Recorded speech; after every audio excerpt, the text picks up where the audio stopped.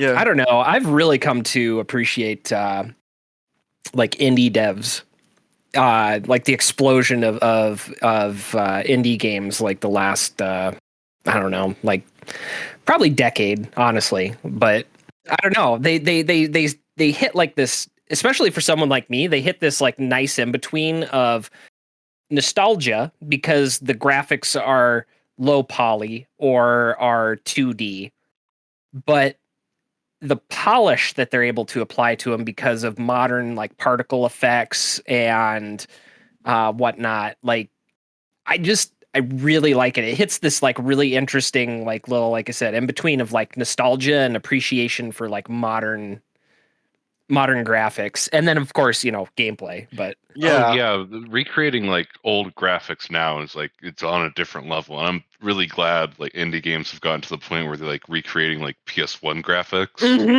So that's like my favorite like new aesthetic. That shit slaps so hard. That's really exciting to me as well. Like the Bloodborne remake. Like I don't play Oh Bloodborne or yeah. anything, but it looks sick as hell. I'm like, yeah, that let's one's an go. awesome project. Yes. Yeah. And in relation to indie games, just in general, and uh, I'll say that one of the coolest things about them is by far the indie game scene is the biggest change in gaming within our lifetimes for sure. I Yeah. would say because, like, when we were growing up and small, making an indie game was literally impossible. Like, Yep. or it wasn't necessarily impossible, but it was unheard of. Yep. Yeah, And the people that did it were basically like everything they had, like yes, their finances, their life, all of their time for like 2 years straight, like just everything they had was dedicated to getting that one piece of work done. right. And now, feasibly so, you can make an indie game. There's game jams that last 24 hours, and people are producing, decent quality games that they can expand on from there and then release. You know what I mean? What's so cool about roguelikes? I called my friends to the arcade to figure that out. Let's put a quarter in. It's similar to other roguelites like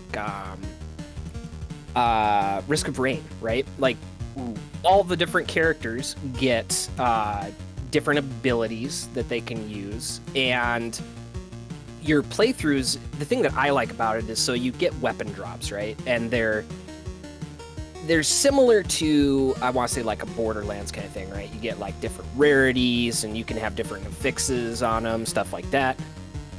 But the big difference is you're not picking up this weapon to hoard it. You pick it up for that current run. And when the run's over, you don't have it. Yeah, and I think, exactly that is what makes roguelikes so special to me.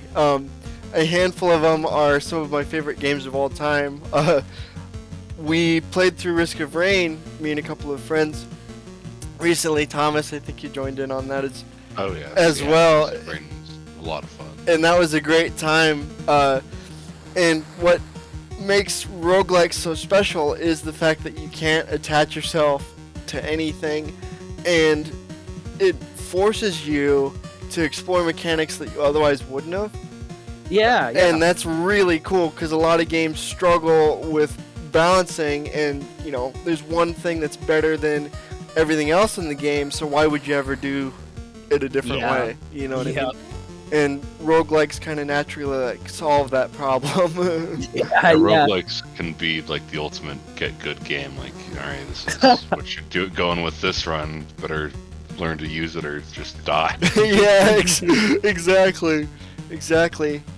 And if you die, it's you're done. Yeah, exactly.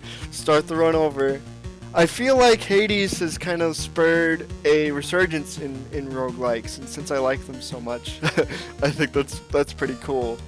Some design space that like can be explored. It seems like when you do those like mega genre mashups, you'll get something that is either really quirky and fun and cool, or something that's just a big steaming hot mess. you can kind of feel when elements don't work well together. And Yeah. so it's really cool when developers try new things and it kind of works out smoothly. RPG is, in my mind, RPG is a really easy thing to tack on to just about any genre. It just means that you add growth elements, right? Mm-hmm. Like, you or know, yeah, skills or anything like that. yeah, it's interesting to me to see the development of quote unquote RPGs, right? Because they've gone from being almost strictly like turn-based games to like the RPG label will get slapped on all kinds of stuff.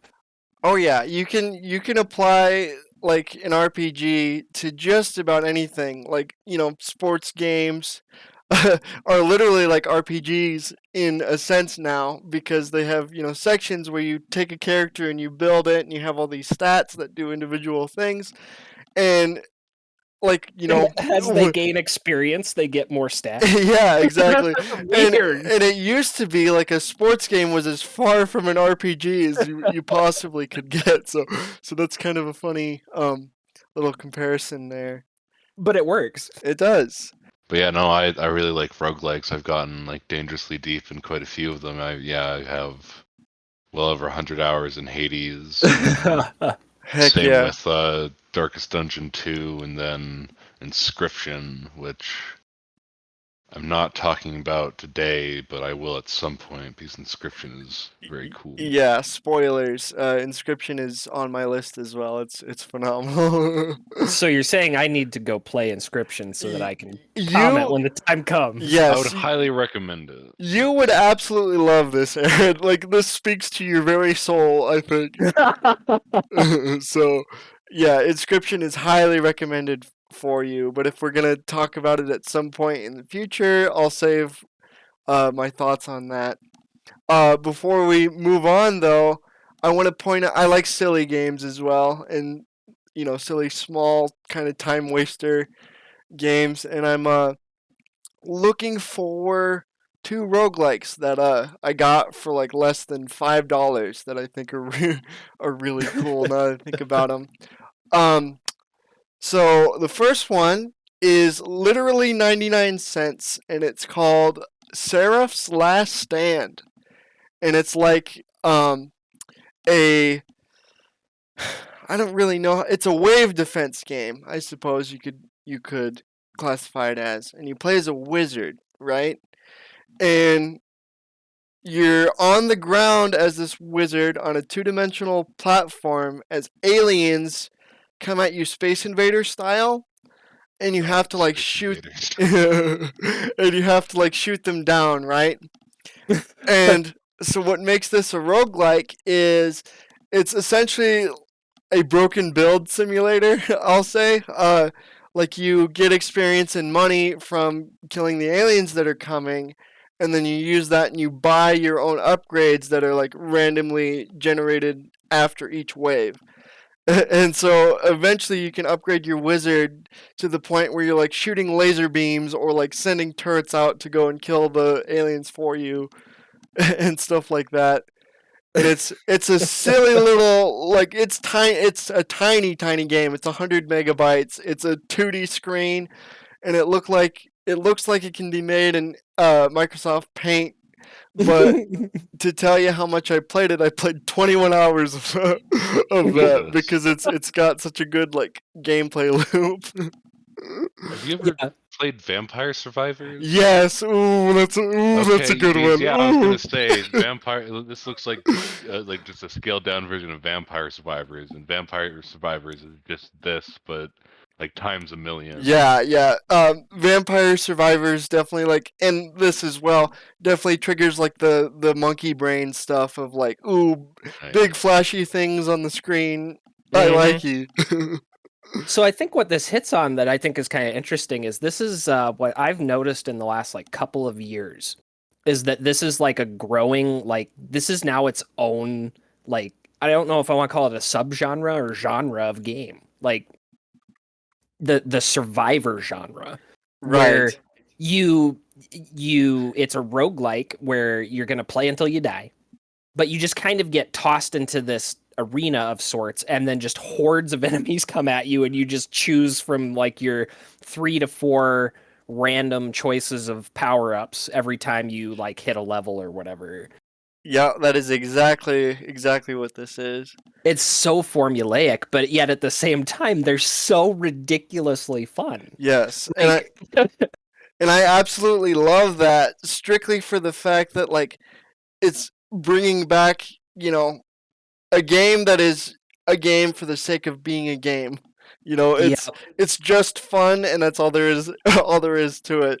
You know yeah. what I mean? As much as I love narrative experiences and all of this, like I feel like there can be some amount of like, being pretentious in the video game world and having to prove that it's like a piece of art.